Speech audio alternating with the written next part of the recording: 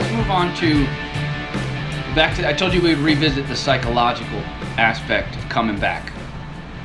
You go around to classrooms in Hillsborough County, and you've done this for how long? About 10 years now, 11 years. So 10, 11 years you've been. So that's a little before age 60, around 60. Mm-hmm. You were in Vietnam at 18, 19? I was actually almost 20 when I went to Vietnam. I was 20. Okay.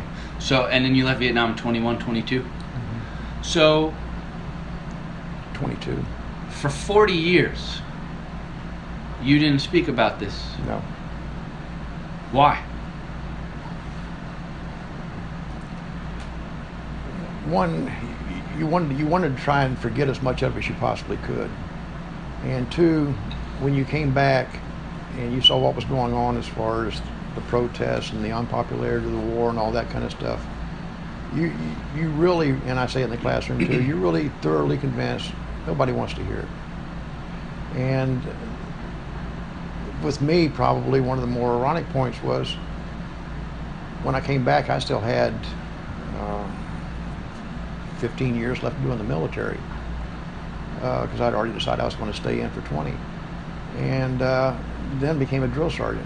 So now you're putting people through basic training and stuff and trying to get them to understand that what you're trying to tell them is what's going to happen somewhere down the road, probably because war was still going on, Vietnam was still going on.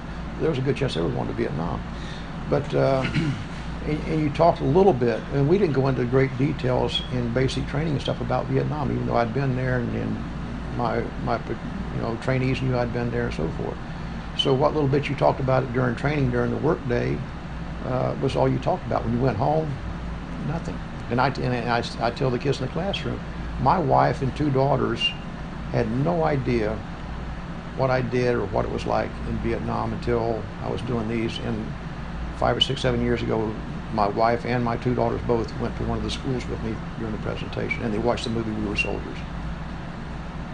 So I'm going to ask you, you said you stayed in the military for another 14 years after that, which means you had to continue wearing the uniform. Did you have any situations where you were out in public in your uniform and it didn't go well, or did you choose to not wear your uniform in certain areas because of this? Well, during that time, you lived on base. 90% of the military lives on base, so you're not out in the civilian community though. And when you did go out in the civilian communities, there was no reason really to be wearing a uniform. Once in a while you'd be in your fatigues or something and you'd be off base and that kind of stuff. 99% of the time, anytime you went off base, you were not in uniform anyway because there was no need to be. You weren't doing any kind of a military function, or there was no reason for you to be in a military uniform outside base. So you didn't really run into any of these situations? Not really. What about that plane ride home? Everybody that lived around the base, the civilian communities, knew you were military. They knew, and once in a while you'd hear, snide remarks or nasty remarks about Vietnam, that kind of stuff. But honestly, most of the people right around an immediate military base were pretty much pro-military.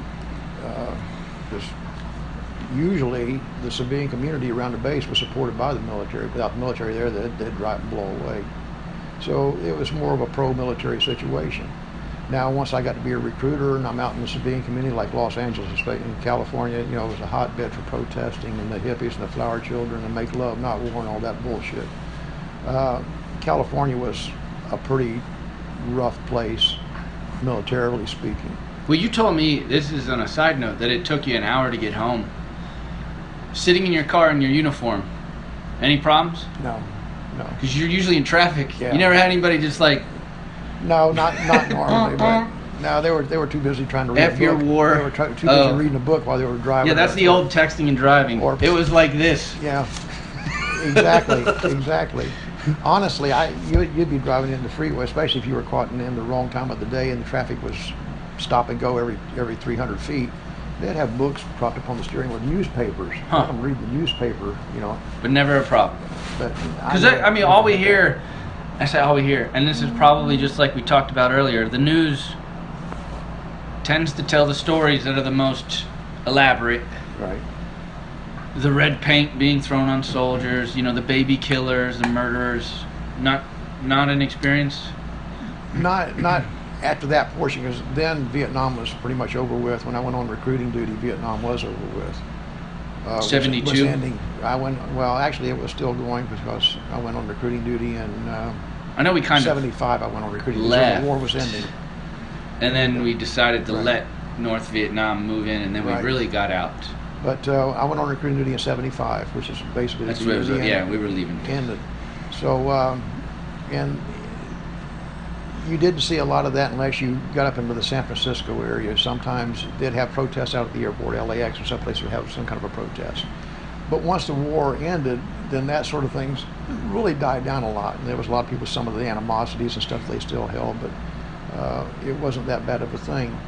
But and especially and then on recruiting duty, 2 years after the war ended, a year after the war ended, we get this memorandum comes down and says you got to put Vietnamese in the military if they want to join.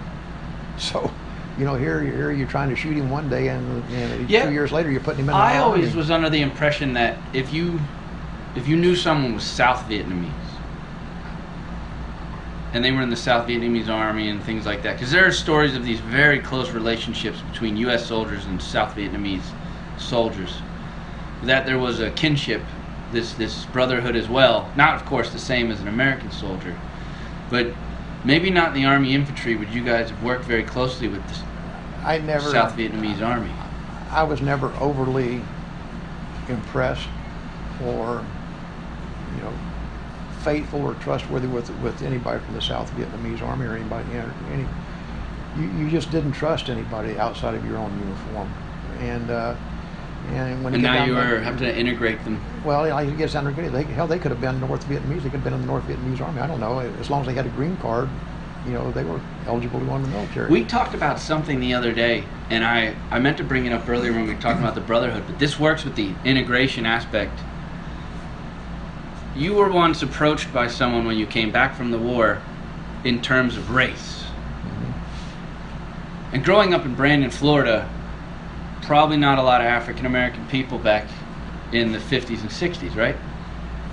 In Brandon, honestly, I couldn't tell you when I was a kid or a teenager or whatever where a black person lived in Brandon.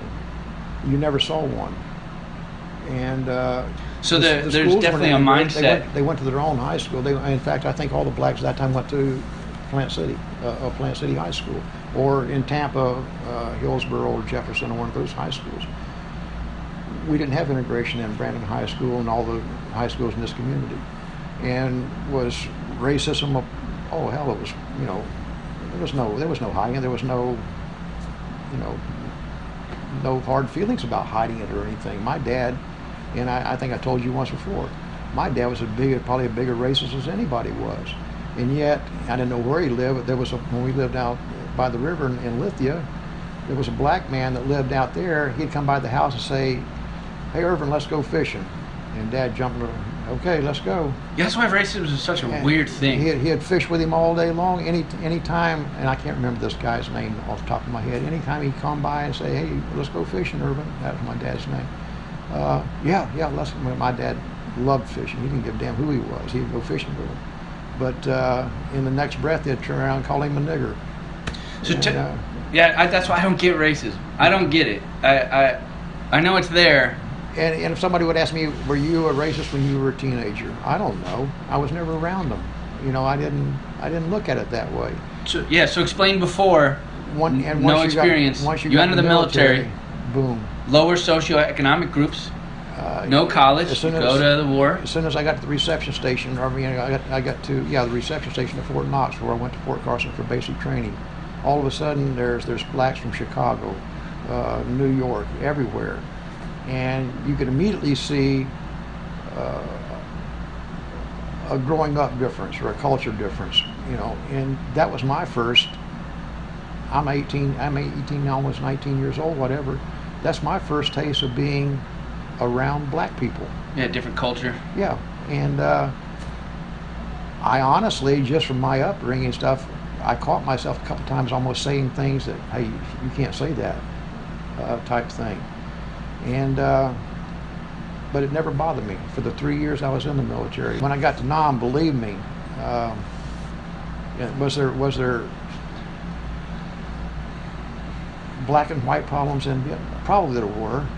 Well, you told me something very interesting. You said, you said you saw it outside of Vietnam, on base. Sure. You saw white people and black people having issues that we expect they were having in the 60s. Then you said you were in country. Yeah. Everything changes. Why? It changed. And again, I tell it in the classrooms, whether you lived or died in Vietnam usually depended on the man standing next to you. And the man standing next to you, if you were a white guy, wasn't always white. If you were a black guy, the guy standing next to you wasn't always black. And I think I told you about it. When I got wounded, I probably could have walked, but I was hit in the back and blah blah blah. The guy that carried me to the helicopter was a black guy. And you can bet your ass that when that helicopter landed and he came over to pick me up, I didn't say, hey, I'll wait for a white guy to carry me to the helicopter. I didn't give a damn if he was black, white, blue, green, you know, that didn't matter. And you never looked at it, and some of the movies even depicted it. Platoon, I think, was one of them, Platoon, where they're out in the bush and, you know, the blacks are together and the whites are together, and there's a little bit of this enema. You know, that was Hollywood to me, because I never saw it in the unit that I was. Maybe it did take place in other units, I don't know. But I as an outsider, as a civilian, and you know, all I can do is read books, talk to people. It seems like in war, in the shit, all that bullshit goes away. None of that stuff matters. You become the most basic human being without any. You don't even think about it. I mean, it's and you set up an ambush, or you set up in your two-man positions at night. There's not, well, I want to be with a white guy, or you got a black and a white guy, or two black. You don't. It's never even thought of, or I never thought of it. Maybe some did. You know, I can only speak for myself. It never. Or the captain says, okay, Dave says, put you out a three-man ambush tonight out of your platoon. I didn't say, okay, well, I'll get one of the white guys and one of the black guys, or I don't like the blacks. Let's make this a diverse ambush. I'll take the black guys because I don't like them and put them on ambush tonight. Well, that takes me back to that quote, that it is the most amazing. You stopped me on the amazing part. I think it was the choice of words that she had, but amazing doesn't have to be positive or negative. It's just you never see it again. No. Whether it's the life and death that you can't recreate for a civilian, or it's the we left all that bullshit you all deal with behind. We don't care about politics. Yeah. A Republican and a Democrat could be standing next to each other. That's right. Race is gone. You know, and now in the military, things like, you know, homosexuality and stuff like that, which was taboo. Soldiers are coming back and going, I don't give a crap if the guy next to me is gay. If he protects me and saves my life. And it's amazing that it takes situations like this to bring out I'm going to say, the best in us. And the probably even more positive is, regardless of what my upbringing was and what my feelings were before I went in the military, or even while I was in the military, before I got to Vietnam, once I had been there and developed that attitude, it didn't leave when I came home. I mean, and I don't sit back and say, quote unquote, I'm the most unracist person in the world and blah blah blah. But I don't have the animosities. I don't have the he's a black guy, or that's something else that came back from Vietnam with you. It's amazing that we have all these things that we are taught. I'm going to use the word taught because I think racism is a taught thing. Yeah. It's carved into you, but things like war, it's like an etch-a-sketch. You get up, you get shaken, and you start over. Yeah. The person you left for Vietnam probably stepped foot back in the States as a different man. Oh, do you feel you were a better person stepping foot? I can't believe you could go to Vietnam, survive it for however long you're there, 6 months, a year, whatever it is, and not get changed.